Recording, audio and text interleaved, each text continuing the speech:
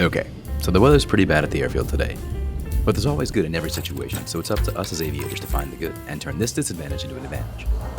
Take a moment to jot down some ideas for how you can still work towards your wings, even though you might not be able to fly. Here are some of my thoughts. Number 1, practice interpreting the weather. Pretty obvious. Draft a cross-country flight plan and get a standard weather brief. Take time to understand what each component means and dive into any areas that you're unsure about. Some things to focus on are METARs, TAFs, airmets, and SIGMETs, and a surface analysis chart. 14 CFR 91.103 is a good place to look for some pre-flight actions to brush up on. I like to use that Northwest Craft checklist to make sure I have everything covered. Number 2, hit the simulator to see what it's like to fly in the current weather. Well, now that you've drafted up a flight plan, why not fly it? You can book time in an AATD sim with an instructor and log some time even when the weather sucks. Be sure to treat it like an actual airplane and practice good habits. You can also build your own home sim to train for proficiency.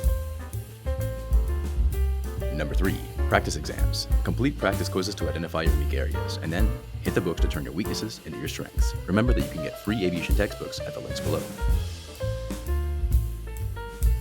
Number 4, audiobook. Listen to the Pass Your Private Pilot Check Ride audiobook when you go for a drive, go for a walk, or do chores around the house. You can maximize your time by folding laundry and study for the check ride all at once. And number 5, watch more ground videos like this one. I have published my entire ground course on my channel, so there's no excuse. Ace your knowledge exam and then go do awesome things as an aviator. If you have any other suggestions, drop them in the comments and I'll check them out. Thanks for watching. Hope to see you on my wings soon. See ya.